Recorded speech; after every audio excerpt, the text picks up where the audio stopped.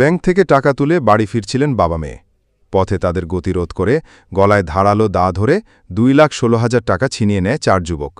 শুক্রবার রাতে সিলেটের শাহপুরান থানা এলাকা থেকে ওই চক্রের 2 জনকে আটক করেছে মৌলভীবাজারের বড়লেখা থানার পুলিশ।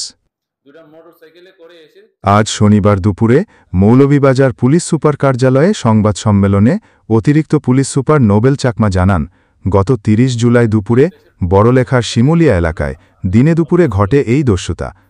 পূবালী ব্যাংক থেকে 2 লাখ টাকার বেশি উত্তোলন করে বাড়ি ফেরার পথে আব্দুল আহাদ ও তার মেয়ে সুহাদা আক্তারকে গলায় ধারালো অস্ত্র ধরে ভয়ভীতি দেখিয়ে ছিনিয়ে নেওয়া হয় নগদ টাকা, একটি স্মার্টফোন ও রূপার চেন। ঘটনার পরপরই বড়লেখা থানায় মামলা দায়ের করেন ভুক্তভোগী। মামলার পর পুলিশ সুপারের নির্দেশনায় গঠন করা হয় একটি বিশেষ তদন্ত টিম। তথ্য প্রযুক্তি ও গোয়েন্দা নজরদারির মাধ্যমে শনাক্ত করা হয় আসামিদের। 1 আগস্ট সিলেট মহানগরের শাহপরান থানার কাজিরবাজার এলাকা থেকে অভিযান চালিয়ে গ্রেফতার করা হয় 2 জনকে। তারা হলেন কুলাউড়ার সেলিম আহমদ ওরফে অনিক এবং সিলেটের সাকিব আহমদ।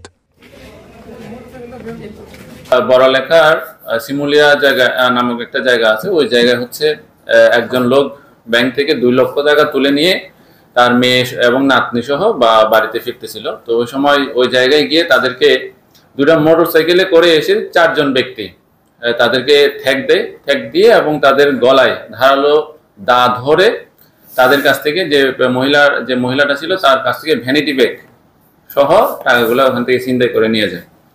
আর একইভাবে কুলাউড়াতে একই একটা ঘটনা ঘটে, সেখানে হচ্ছে প্রায় টাকার অঙ্ক হচ্ছে 8 লাখ টাকার একটা ছিনতাই হয়। তো আপনারা জানেন যে আমরা আসলে বিভিন্ন যে সামাজিক অপরাধ বলেন, এই আইনশৃঙ্খলা বিঘ্নগত এরকম অপরাধদের মধ্যে আমরা এই ছিনতাই এবং ডাকাতি এগুলা আমরা সবচেয়ে গুরুত্ব দিয়ে থাকি আমাদের পুলিশের দৃষ্টিকোণ থেকে।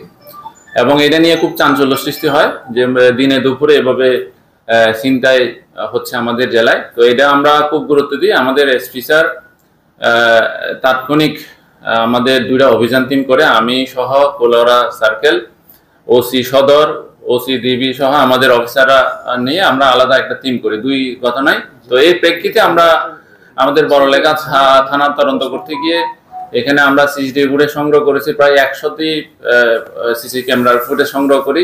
আর ওখানকার সবকিছু ডিজিটাল যে এভিডেন্সগুলো এগুলো আমরা পর্যালোচনা করি।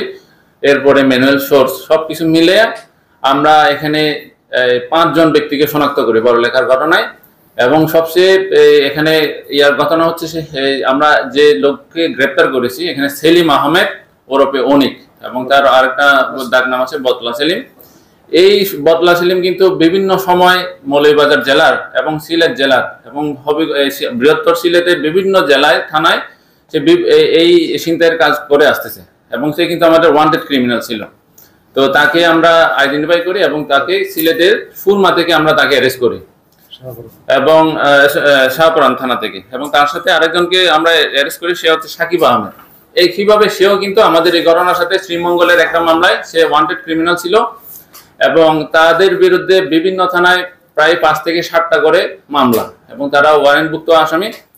এবং দীর্ঘদিন ধরে আমরা চেষ্টা করতেছি এই বটলা সেলিম এবং তার গ্রুপকে আইডেন্টিফাই করে তাদেরকে ধরার জন্য। অবশেষে আমরা তাদেরকে বড়লেখার ঘটনায় সরাসরি জড়িত থাকার বিষয়ে প্রমাণ সহ ভিডিও ফুটেজ সহ আমরা তাদেরকে গ্রেপ্তার করতে সক্ষম হই।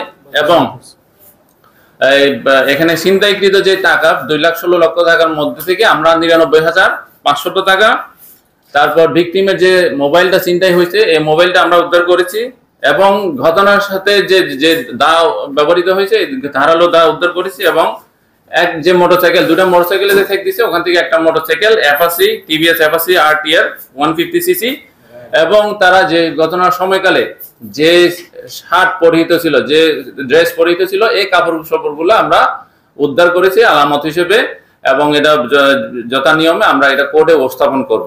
এবং আজকে আমরা তাদেরকে জিজ্ঞাসাবাদে তারা সব তথ্য আমাদেরকে দিয়েছেন। বাকি কারা জড়িত ছিল সেগুলোর নাম আমরা আপাতত আপনাদেরকে জানাচ্ছি না, কিন্তু তাদের ব্যাপারে আমাদের সব তথ্য আমাদের হাতে চলে এসেছে। আমরা অভিযান অব্যাহত রাখবো, হয়তো খুব শিগগিরই আমরা অন্যান্য মালামাল সহ তাদেরকে অ্যারেস্ট করতে সক্ষম হব, এবং আমরা তাদেরকে যথাযথ নিয়মে আমরা আদালতে উপস্থাপন করব, সেখানে যাতে তারা বিজ্ঞ আদালতে যাতে 164 এর যে জবানবন্দি সেটা যাতে আমরা নিতে পারি, সেই ব্যবস্থা আমরা রাখবো।